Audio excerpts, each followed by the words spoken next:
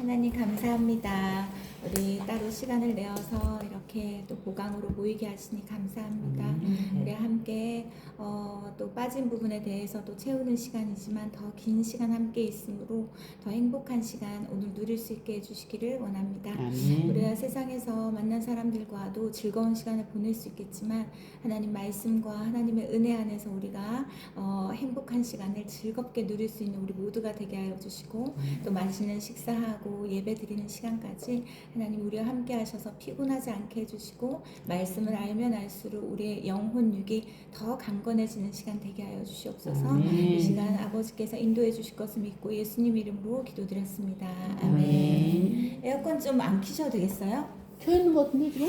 안 꺼져 있어요. 그런 거예요? 네, 조금 켜드릴까요? 조금? 네, 조금만. 오늘 쉬시는 날 일하고 왔어요. 일하고. 아이고 고생하시겠다. 우리 36쪽이요? 32쪽이 아니고? 어디? 131인 것 같은데 131 빌리보서 3장 13절에서 14절을 보자. 131쪽요? 네. 시동 131. 네. 한번 해볼게요. 131쪽. 컨닝을 잘못했네. 컨닝을 여기 걸었는데 내가 표시를 해놓고 여기. 그래도 이렇게 일찍 와달라고 했는데 딱 이렇게 와주셔서 너무 감사하고 네, 축복합니다. 빌립보서 3장 이 말씀 이 밑에 맨 밑에 보면요. 같이 한번 읽어볼까요? 형제들아 시작. 형제들아 나는 아직 내가 작은 줄로 여기지 아니하고 오직 한 일 즉 뒤에 있는 것은 잊어버리고 앞에 있는 것을 잡으려고 콧대를 향하여 그리스도 예수 안에서 하나님이 위에서 부르신 부름의 상을 위하여 달려가노라 라고 되어 있어요. 이 바울에 대해서 이제 이야기하고 있는데 바울은 두 번째 주, 세 번째 주 보면 바울은 주님의 부르심을 받은 이후에 밑에 보세요. 그리스도인이 자신이 한 일을 되돌아보면 마치 자신이 주님을 위해서 뭔가 대단한 업적을 이룬 것처럼 착각한다. 그런데 바울은 뒤를 돌아보지 않고 오직 앞에 있는 것을 잡으려고 표대를 향해서 달려가기에 전력했다. 표대는 두말할 것도 없이 예수 그리스도의 십자가의 예수 그리스도이셨다. 그 바울은 하나님 앞에서 주님의 부름을 받고 나서 사람들이 엄청나게 바울을 높였습니다. 왜냐하면 바울을 통해서 하나님께서 많은 수많은 일들을 이루어 주셨기 때문에. 그런데 주변을 돌아보거나 뒤로 돌아보지 않고 앞을 향해서 갔는데 그 앞에 무엇을 바라보고 갔냐? 예수 그리스도의 십자가. 그것을 보고 갔다. 자신의 업적을 되돌아보면 스스로 대단한 인간인 것처럼 착각하기 마련이지만 자신을 살려주신 예수 그리스도의 십자가를 바라보며 그 십자가의 사랑 앞에서 자신은 늘 부족한 존재다. 그래서 십자가를 바라보며 예수님을 바라보며 사역하고 봉사하고 섬기고 하는 사람들은 절대 교만할 수 없습니다. 모든 것이 주님이 하셨고 나는 주님이 부르신 부름의 상 표대를 향해서 그냥 달려가는 것이다. 이렇게 말할 수 있습니다. 보면 여기 찬송가의 95장 보면 나의 기쁨 나의 소망 되시며 나의 생명 되신 주 밤낮 불러서 찬송을 드려도 늘 하신 마음뿐일세. 하나님으로부터 은혜를 많이 받고 그 하나님의 사랑이 얼마나 큰지를 아는 사람은 하나님 앞에 드려도 늘 부족한 마음으로 늘 감사한 마음으로 그렇게 하는 거죠. 밑에 보면 주님의 십자가 사랑을 생각하면 우리는 나름대로 주님을 위해 충성을 다하고서도 늘 아쉬운 마음일 것이다. 바로 그 사랑 때문에 우리는 주님께로 확실하게 돌아선 회개의 삶을 살면서도 교만이나 자만에 빠지지 않고 오히려 겸손하게 주님을 쫓을 수 있다. 그래서 그 신앙생활하는 데 있어서 겸손은 너무너무 중요한 것 같아요.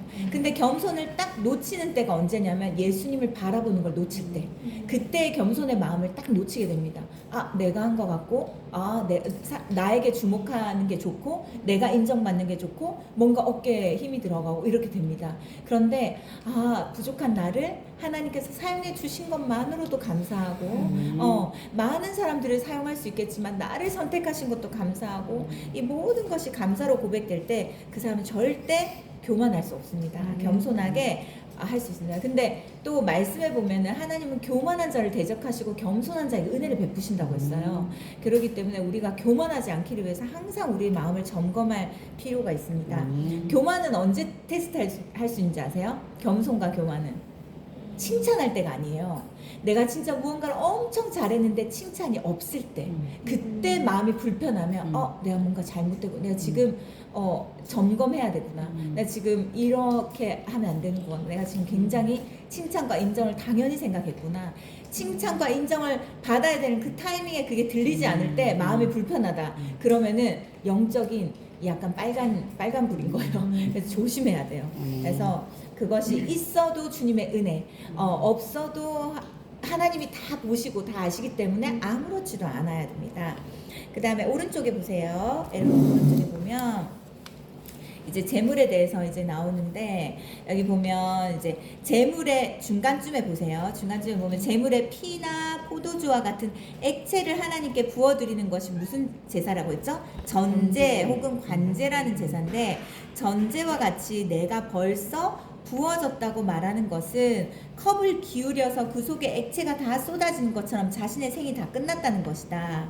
이게 뭐냐면, 그래서 위에 말씀 보면 전제와 같이 내가 벌써 부어지고 나의 떠날 시각이 가까웠다. 이게 사도 바울이 한 말이에요. 말씀이에요. 그렇죠?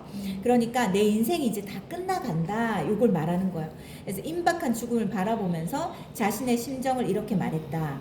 이게 진짜 유명한 말씀이고 중요한 말씀이라 이 말씀으로 찬양도 있어요.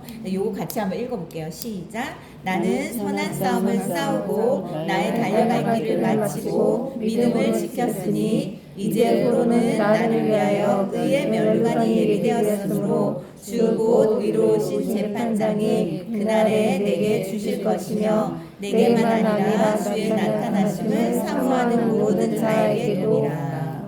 이게 우리가 생을 마칠 때 주님 앞에 고백할 수 있는 말씀입니다. 나 선한 싸움을 다 싸웠다. 나의 달려갈 길을 다 마쳤고 나 믿음을 지켰다. 이 땅에서 이걸 당당히 말할 수 있어요. 근데 이후로 무엇이 예비되어 있습니까? 우리를 위해 의의 면류관이 예비되어 있다. 그리고 그 재판장이신 주님이 나에게 그것을 주실 것이다. 이거예요. 우리가 이 땅에서 하는 모든 것에 대해서 주님 반드시 기억하시고 상급을 예비하시는 분이에요. 우리가 그 상 받으려고 하는 건 아니지만 이 상급이 우리에게 예비되어 있어요. 얼마나 빛나는 영광이겠습니까? 그쵸? 자, 다음 장 넘겨볼게요. 그 다음 말씀을 보면요. 그래서 너는 어서 속히 내게로 오라. 뭐 이렇게 쭉 얘기하면서 밑에 보면 그 밑에 문장의 끝에 보면 인생 말년에 바울이 감옥에서 얼마나 외로웠는지 이 말씀을 통해서 짐작할 수 있다. 그런데 또 바울은 그 임박한 죽음 앞에서 바울은 어떻게 말하냐면요. 오른쪽에 보세요. 오른쪽 페이지의 4번째 줄 보세요. 그러나 죽음이 임박한 바울은 디모데를 기다리면서 차디찬 감옥에서 속수무책으로 떨고 있었다. 그 극한 상황 속에서도 죽음이 임박한 바울의 고백이 나는 선한 싸움을 싸웠다 라고 고백합니다. 달려가기를 마쳤다. 믿음을 지켰다. 어떻게 그런 삶이 가능할 수 있을까? 하나님의 사랑 때문이다. 내가 이렇게 주를 위해서 살았는데 왜 이렇게 차디찬 감옥에 있어야 되고 내가 이렇게 왜 죽고 떨고 있어야 돼? 라고 말하지 않고, 그쵸? 난 지금까지 믿음을 지켰다. 선한 싸움 싸웠다. 난 이제 주님 앞에 갈 것이다. 이렇게 말하는 거예요. 그래서 그 사랑 때문에 그 사랑을 힘입어서 바울은 어떤 극한 상황에서도 회개에 합당한 열매를 맺을 수 있었다. 자, 로마서의 말씀은요. 로마서 8장 로마서 전체는요. 복음의 진수, 복음의 핵심이라고 합니다. 로마서를 전체를 다 외우는 사람들도 있어요. 로마서 말씀이 너무너무 중요해서 로마서가 복음의 반지라면 로마서 8장 29절에서 30절 말씀은 반지 안에 보석과도 해당되는 이 말씀이에요. 자, 그래서 밑에 보면 하나님이 미리 아신 자들을 또한 맨 밑에 말씀 보세요. 그 아들의 형상을 본받게 하기 위하여 미리 정하셨으니 이는 그로 많은 형제 중에서 맏아들이 되게 하려 하심이라. 이 맨 밑에 보면 그 밑에 말씀 바로 위에 한 3번째 줄 보세요. 그러면 여기 이것은 하나님께서 당신의 택하심을 입은 사람들을 당신의 맏아들과 같이 반열인 당신의 자녀로 삼기 위해서 그들을 미리 택정하셨다는 것이다. 마다들과 같은 선상에 놓으셔서 우리를 택하셨다는 거죠. 그리고 밑에 보면 하나님께서 우리와 그대와 나를 당신의 자녀로 미리 택정해 주시지 않았다면 우리가 지금 이 자리에 있을 까닭이 없다. 하나님께 그래서 밑에 보면요. 주님은 우리를 부르시고 우리를 의롭다 하시고 우리를 영화롭게 하셨습니다. 주님이 우리를 부르신 것도 감사한데 우리 의롭게 하시고 또 우리를 영화롭게는 뭘까요? 무슨 뜻일까요? 하나님께 영광 돌리는 삶을 살게 한다는 겁니다. 그래서 여기 맨 밑에 마지막 절 보세요. 하나님께서 부르시면 이 세상 누구도 막을 수가 없다.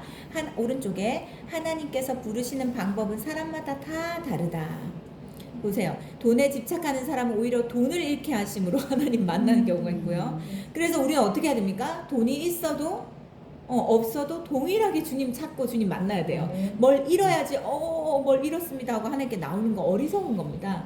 그 다음에 어떤 사람은 건강을 상하게 함으로 어떤 사람은 사람 문제로 하나님의 부르심을 불가항력적으로 받아들이게 한다. 저항할 수 없게 받아들이게 한다. 이런 은혜가 아니었던들 나처럼 완악한 인간은 하나님 부르심을 외면하고 말았을 것이다. 이 목사님이 하나님께 돌아온 건 기가 막힌 사연으로 돌아옵니다. 온갖 세상에서 지을 수 있는 모든 나쁜 죄를 다 짓고 다 하나님께 돌아와요. 누구를 통해서 돌아옵니까? 아내의 기도를 통해서 돌아옵니다. 그래서 이런 방법으로 하나님 부르신다라는 게 있었고 또 맨 밑에 단락 있죠. 맨 밑에 단락 바로 위에 한 세 번째 줄 보세요. 이것을 하나님의 불승불패의 은혜라고 한다. 어느 사람도 하나님께서 저기잖아요. 그 사람에게 맞게 부르시거든요. 어떤 것으로든. 근데 하나님께서 우리를 의롭다고 인정해 주시면 이 세상 누구나 그 무엇도 우리를 무너뜨릴 수가 없다. 그뿐 아니라 하나님께서는 우리를 예수 그리스도 안에서 영원히 영화롭게 해주셨다. 그래서 밑에 하나님의 이 깊고도 넓은 사랑을 안다면 그 사랑 안에서 그 사랑을 힘입어서 회개의 삶으로 응답하지 않을 수가 없다. 교회를 다니면서 때로는 양심의 찔림도 받고 결단의 기도도 하고 또 입으로 자복하면서도 회개의 삶이 수반되지 않는 것은 아직도 하나님 사랑을 제대로 깨닫지 못해서이다. 우리 자녀들이 우리 말을 들을 때 맞기 싫어서 혼나기 싫어서 벌 받기 싫어서 말을 듣는 것과 엄마 아빠를 사랑하기 때문에 말을 듣는 건 차원이 다르잖아요. 우리도 똑같아요. 하나님을 사랑하는 것이 깊어지면 우리의 회개도 깊어집니다.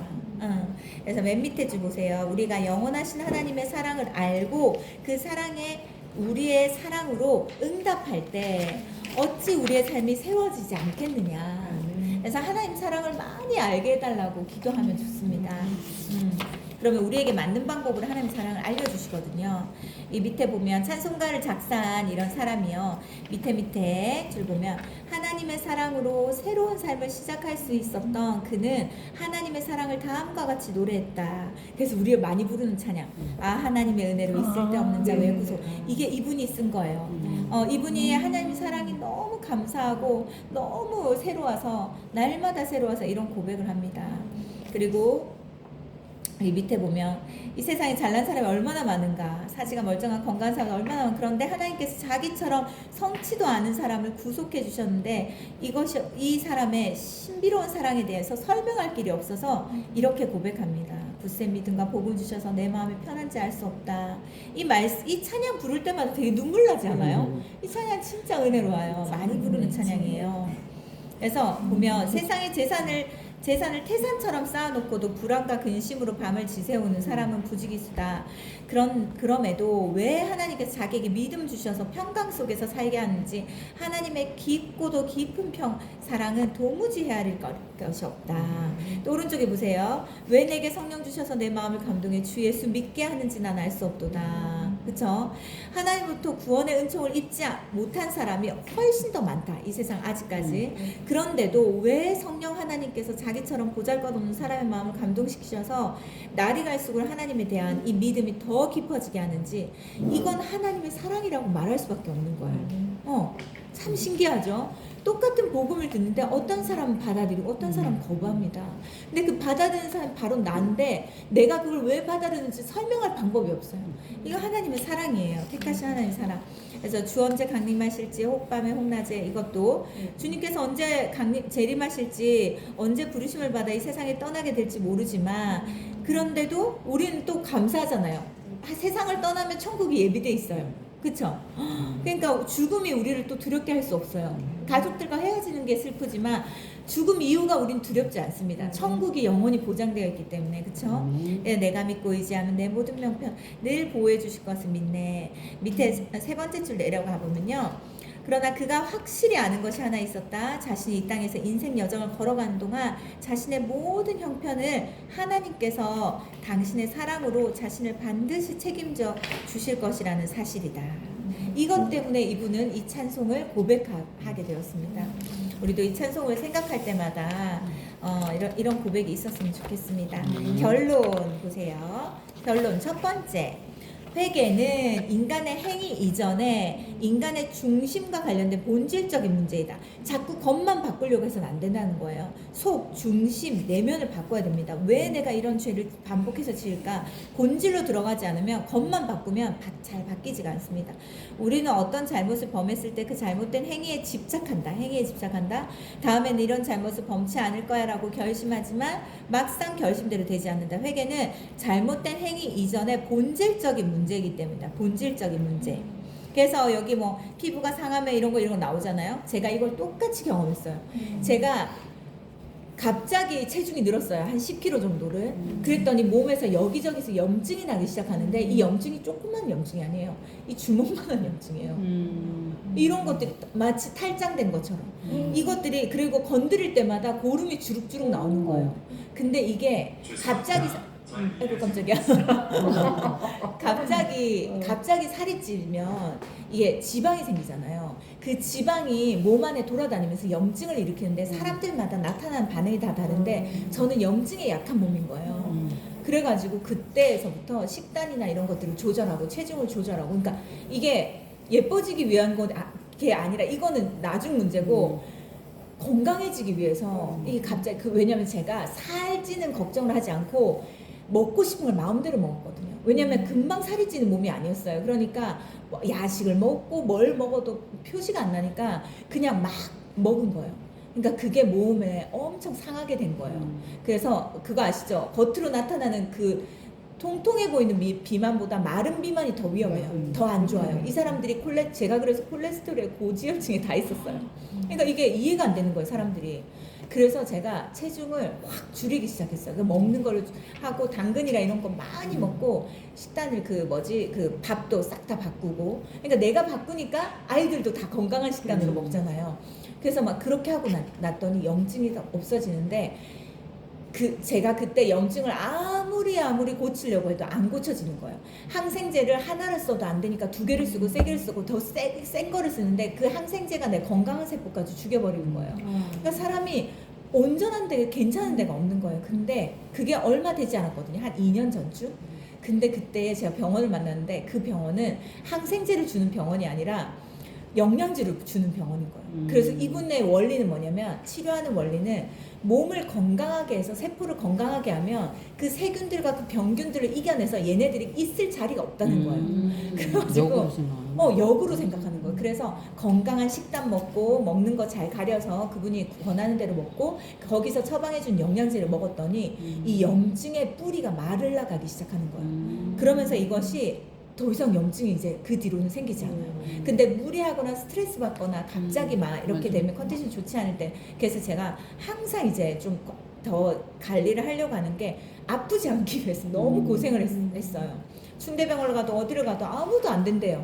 항생제 말고는 방법이 없대요. 그 고름은 계속 고이고 나오고 고이고 터지고 이게 계속 반복인데 걸을 수 없을 만큼. 그래서 이게 결국은 고름만 치료해서는 되는 게 아니에요. 그 뿌리를 없애야 돼요. 그 뿌리를 없애기 위해서는 내가 건강해져야 돼요. 내 몸 자체가 건강해지면 그것이 있을 자리가 없어지는 거예요. 회개도 마찬가지입니다. 본질적인 것을 보고 그것을 파서 그것을 도려내야 되는 것이지 그리고 내 마음이 하나님의 사랑으로 가득 차서 건강해질 때 이런 죄 같은 것들이 더 이상 불편해지는 거예요. 그래서 빨리 회개가 되고 빨리 이게 덜어내지는 겁니다. 끊어지고. 그래서 본질적인 것이 행위보다 훨씬 더 중요하다. 그래서 이렇게 상처에 대한 부분들이 얘가 나옵니다. 둘째 보세요. 회개의 본질은 하나님의 사랑에 대해 깨어 있습니다. 하나님의 사랑에 대해서 깨어 있어야 된다. 다시 말해 자신을 구원해 주신 하나님의 사랑에 대한 응답이 회개의 삶이다. 밑에 보세요. 밑에 그 상태에서는 자복이 곧 회개가 된다. 하나님의 사랑을 알잖아요. 그러면 이 자복도 회개로 바로 이어집니다. 근데 하나님 사랑 빼고 행위에 대한 회개만 하게 되면 자복만으로 끝나버린다는 거예요. 밑에 보면 그러므로 하나님과 바른 사랑의 관계 속에서 살아가는 사람에게는 자복과 회개가 구별되지 않는다. 자연스러워진다는 거죠. 밑에 이 말씀 되게 중요합니다. 만일 우리가 우리 죄를 자백하면 그는 미쁘시고 이로사 우리 죄를 사하시며 모든 불의에서 깨끗하게 하실 것이다. 그 어떤 아들이요, 제가 직접 들은 거예요. 어떤 아들이 뭘 해도 실패하는 거예요. 그래서 죽으려고 다리 위에 올라간 거예요. 근데 그 다리 위에서 밑에 강물을 본대. 이거 제가 아는 분 얘기예요. 아는 분, 가까운 분인데 다리 밑에 물을 이렇게 보는데 물 위에 엄마의 얼굴이 보이더래요. 나를 위해 기도하는 엄마의 얼굴이. 그래서 내가 죽으면 우리 엄마가 얼마나 슬퍼하실까. 날 위해 기도하고 있는 엄마인데. 그러고는 거기에서 그 물 위에 보이는 비치는 엄마 얼굴을 보고 집으로 돌아갔대요. 그러니까 이게 결국 엄마의 사랑, 그 아들을 위해 기도하는 엄마의 사랑이 그 아들을 살려낸 거예요.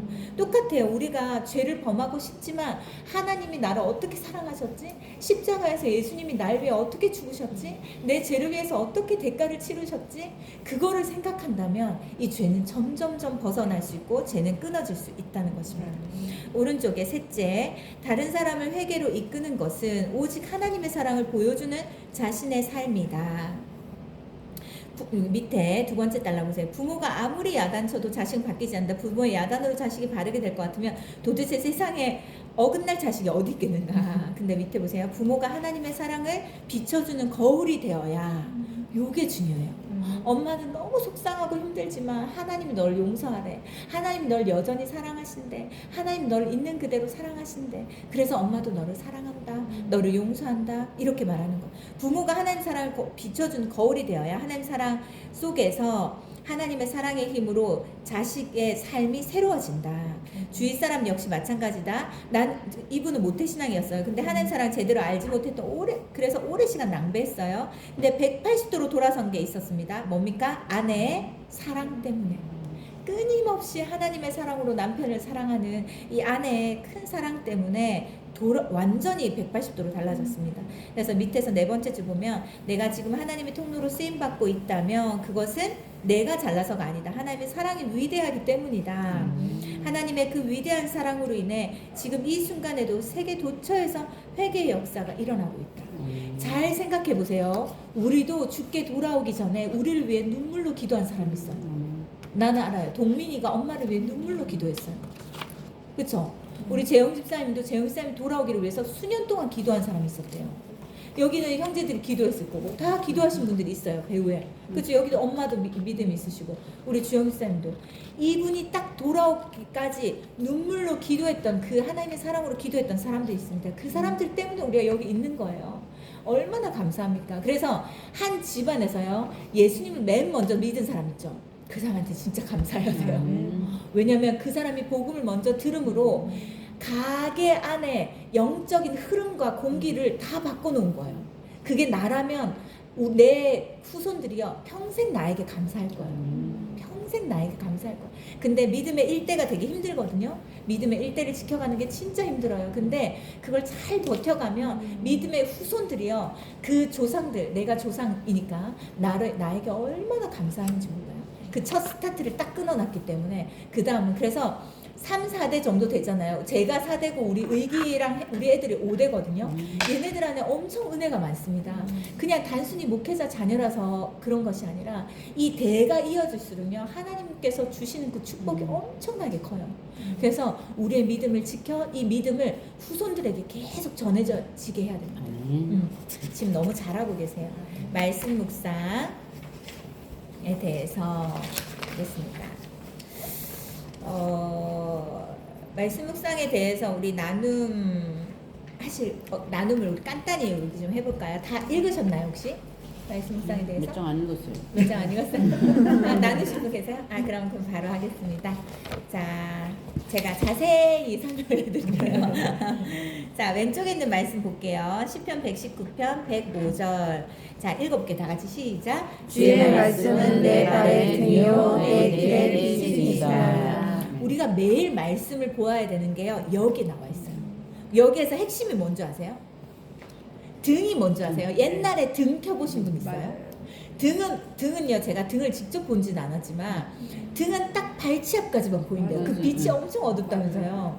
그래서 주의 말씀은 내 발의 등이요 내 길의 빛이니다. 이건 뭐냐면 우리가 매일 말씀을 보아야 내 하루의 걸음, 내 다음 걸음은 말씀을 보면 그 다음 걸음이 보이고 말씀 보면 그 다음 걸음이 보이는 거예요. 그래서 말씀을 보지 않고 매일을 살잖아요. 깜깜한 데서 헤매는 거예요. 그래서 이 말씀을 계속 가까이 하는 사람은 말씀을 멀리 했을 때 내가 얼마나 막막하고 그런 삶을 사는지를 알아요. 근데 계속 말씀을 안 보면 몰라요. 그런 삶을 계속 살았기 때문에. 그래서 매일 말씀을 보고 매일 말씀을 읽어야 되는 이유가 이겁니다. 매일 내가 하나님 오늘 어떻게 살아야 될까요? 하고 말씀으로 주님의 인도를 받고 또 내일이 되었을 때 또 하나님 내가 오늘 어떻게 살아야 됩니까? 오늘 누굴 만나는데 어떻게 해야 됩니까? 하나님 보호해 주시고 이런 거 또 인도를 받고 또 인도를 받고 또 인도를 받고 그렇게 하는 거기 때문에 말씀은 내 발의 등이라고 얘기하고 내 길의 빛이다라고 이야기합니다. 그래서 말씀을 묵상하는 이유, 묵상이라는 것은 묵상이 무슨 뜻일까요? 영어로는 quiet time이에요. 조용한 시간, 그렇죠? 묵상. 근데 또 개역 개정에서 풀어서 설명한 것은 뭐예요?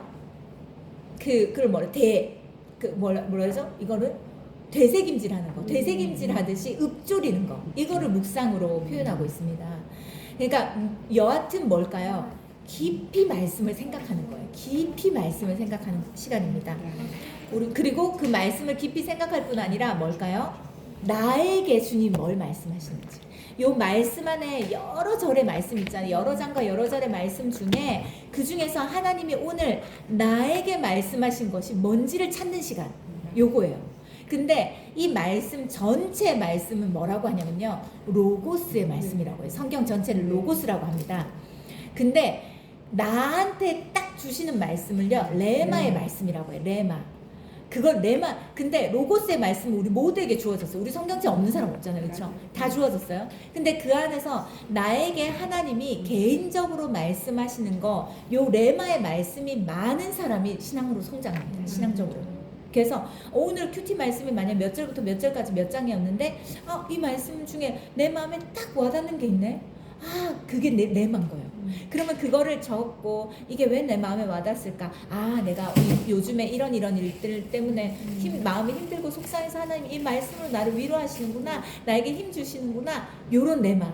요런 레마의 말씀이 많잖아요. 그 사람은 마음속에 심령 속에 말씀이 계속 뿌려지게 됩니다.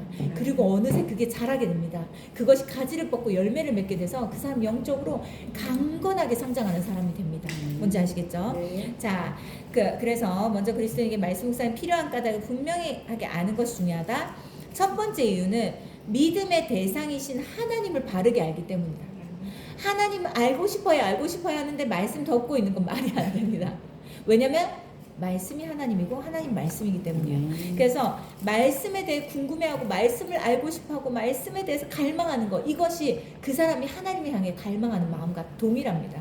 그렇죠? 그래서 믿음의 대상이신 하나님 바르게 알기 위함이다. 밑에 믿음의 대상을 바르게 알지 못하면 바른 믿음은 불가능하다. 세상에 많은 종교가 있다. 종교는 관점에 따라서 여러 형태로 분류된다. 이 두 분류가 있어요. 자연 종교, 이성 종교 이렇게 분류됩니다. 그런데 자연 종교는 이성적인 종교를 말하는 거예요. 그래서 우리가 이성적으로 뭔가 느낄 수 있는 이런 것들 말하는데 여기 보세요.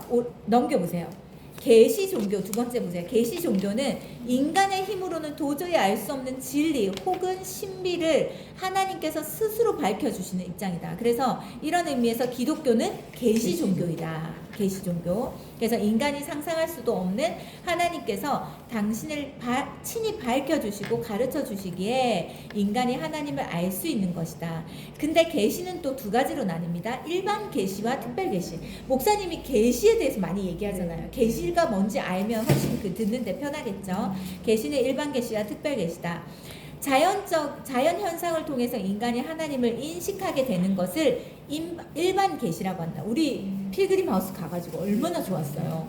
가가지고 온 세상을 하나님께서 이렇게 아름답게 만드셨다 보면서 우리 너무 아름다웠잖아요. 하나님의 위대한 능력을 자연을 통해서 볼 수 있는 거예요. 그 자연이 진짜 신기하지 않아요? 이게 계절마다 탁탁탁 돌아가는 게 얼마나 신기해요. 그쵸? 그 중에서 어느 것 하나 멈추면 모든 게 멈춰지는 거예요. 만약에 뭐 바람이 멈춘다, 햇빛이 가려진다, 비가 안 온다, 그럼 모든 게 스탑이에요. 근데 이 모든 것들이 돌아가고 있잖아요, 자연현상. 그러니까 이게 정말 하나님이 위대하신 거예요. 그 다음에 그러나 일반 계시를 통해서는 하나님의 외적인 능력만 알 수 있다. 반면에 특별 계시는 요겁니다. 요걸 받기 위해서 우리가 지금 묵상을 하는 거예요. 특별 계시는 성경 말씀이다. 나오죠? 성경 말씀. 성경 말씀을 통해 인간은 하나님의 내적 계시를 받게 된다. 요것을 밑줄을 긋고 별표를 해놔야 돼요. 우리가요 말씀 묵상을 하는 너무 중요한 이유는 계시를 받기 위해서요. 내적인 계시. 이게 없으면요 숙제가 돼버려요. 큐티가 숙제가 돼버린다니까요. 읽었다, 뭐 썼다, 적용했다, 끝. 이렇게 되면 안 돼요. 근데 말씀에 딱 와닿는 게 있어요. 성령님께서 계시해 주시는 나에게 딱 말씀은 그게 단어 하나일 수도 있고 문장 하나일 수도 있어요. 상관없어요. 근데 그게 딱 마음에 와닿으면 그걸 가지고 만약에 이렇게 우리 좀 이따가 해볼 거예요. 이렇게 묵상을 만약에 해요. 그러면은 그것이 나에게 내적 계시가 되는 거예요. 그렇기 때문에 와 하나님께서 말씀으로 나에게 이걸 말씀하시네. 그래서 여기 보면 하나님의 속성이나 의도, 섭리 등을 알게 되는 것이 내적 계시다. 하나님 이런 분이시구나. 하나님 내가 이렇게 살기 원하시구나. 내 생각을 이렇게 고치기를 원하시구나. 내 감정을 이렇게 다스리기를 원하시는구나. 이런 걸 아는 것이 내적 계시입니다. 그래서 근데 여기 보세요. 야구팬에 대해서 나와요. 그 사람의 뭐 실적이나 능력 이런 건 얼마든지 볼 수 있어요. 근데 그 사람을 직접 만나 대화해야지만 그 사람의 인생관과 가치관을 알 수 있잖아요. 이거 보세요. 그냥 우리가 자연 만물을 통해서 와 하나님이 온 세상을 지으셨어. 지금도 움직이고 계셔. 놀랍다. 이건 누구나 할 수 있지만 이 믿음이 있는 사람은 할 수 있지만 주님을 직접 말씀으로 만나지 않는 사람은 주님의 섭리와 생각과 이 뜻과 이것들을 알 방법이 없는 거예요. 그렇기 때문에 우리가 말씀 묵상을 해야 됩니다. 그래서 밑에 보면 이처럼 찾았습니까? 외적으로 드러나지 않는 하나님의 내적 계시를 인간이 알 수 있게끔 하나님께서 특별히 인간에게 주신 성경 말씀이 바로 특별 계시다. 그래서 말씀 묵상이 필요한 것이다. 우리 믿음의 대상인 하나님은 하나님의 특별 계신 성경 말씀을 통해서만 바르게 알 수 있다. 그래서요 신앙생활을 오래 해도요 말씀 묵상을 한 사람과 안 한 사람은 천지 차이예요. 그래서 우리 교회에서 계속 강조하는 거예요. 묵상해야 된다고. 하나님 말씀 봐야 된다. 읽어야 된다. 낭독해야 된다. 써야 된다. 통독해야 된다. 왜냐하면 이거 없이는 절대 성장이 이루어질 수가 없어요. 밑에 보세요. 말씀 묵상이 필요한 두 번째 이유가 있습니다. 이것도 엄청 중요해요. 이단과 사이비 종교에 누가 빠지는 줄 아세요? 말씀 모르는 사람들이 빠져요. 말씀의 기준을 명확히 아는 사람은요 절대 빠질 수가 없어요. 제가 말했죠. 제가 그 알바 자리 찾고 있는데 부산에 있을 때 저 대학교 때 알바 자리 찾잖아요. 알바 자리 대학생들 와서 그냥 설명만 들어도 차비를 준다는 거예요. 근데 거기가 부산여대였는데 저희 집이랑 가까웠어요. 그래서 걸어서 가면 되겠네. 들어보고 아니면 차비만 받고 오지 뭐 갔어요. 강의실을 빌려가지고 뭘 설명을 하는데 이단 사이비 정도였어요. 그래서 제가 뭘 창조에 대한 얘기를 하고 뭘 듣는데 말도 안 되는 소리를 하는 거예요. 그래서 저 어떻게 할게요? 다 듣고 잠깐 쉬는 시간이 있었어요. 나오면서 차비 주신다고 주시지 않았냐. 그래서 차비 5,000원 받고 나왔어요. 근데 내 안에 어렸을 때부터 계속 말씀이 들어왔잖아요. 그러니까 저건 아니다라는 게 톡 튀어나오더라고요. 저건 아니다. 저 잘못된 메시지다. 그리고 거기에 있는 젊은 사람들이 너무 불쌍한 거예요. 모르고 가만히 멍하게 듣고 있어요. 말씀이 없으면요 오 신기하다 오 신기하다 그리고 쏙 빠져들게 말해요. 이단 사이비 종교님 말을 얼마나 잘하는지 몰라요.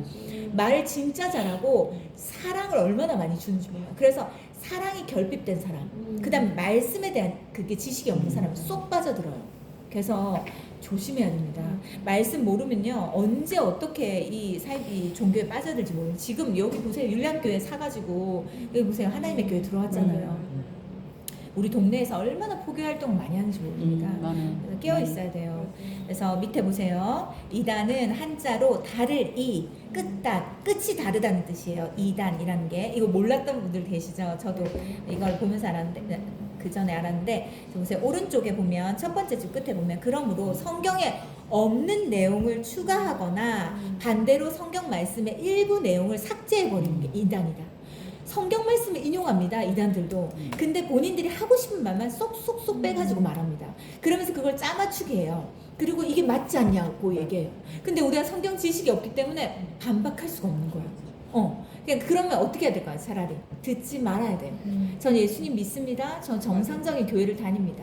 이렇게 얘기하고 딱 끊어내야 돼요. 말로 그 말싸움 할 필요가 없어요. 자, 밑에 보세요. 기독교 역사 초기에 대표적인 두 이단이 있었다. 한 이단은 구약의 하나님과 신약의 하나님은 동일한 하나님이 아니라고 말했다. 이게 말도 안 되는 거죠. 그런데 맨 밑에 그 단락 맨 밑에 보세요. 이 마르키온은 하나님의 말씀을 자기 주관에 따라서 삭제해버린 최초의 이단이었다. 자기 마음대로 지어버리고 그러는 거예요. 쏙쏙쏙 자기가 원하는 것만 하고. 그 다음에 두 번째 이단이 있었어요. 몬타누스파라고 있었습니다. 두 번째 보면 이것은 그릇된 성령 운동, 게도레이타라는 신비 운동이었다. 그래서 임박한 종말을 강조하면서 나 자신을 통해서 말씀하신다고 사람이 신이 돼버린 거예요. 사람이 신이 돼버린 거예요. 그래서 이 사람이 곧 하나님의 말씀이 된 거죠. 사람이 하나님 말씀을 말할 수 있습니까? 아니잖아요. 그렇죠? 그런데 밑에 보면 하나님 말씀을 계속 추가하면서 이 이단이 만들어졌다. 그래서 맨 밑에 세 번째 보세요. 이단은 마르키온과 몬타누스처럼 언제나 하나님의 말씀을 임의로 잘라내거나 덧붙인다. 그러므로 이단을 분별할 수 있으려면 먼저 우리 자신이 하나님의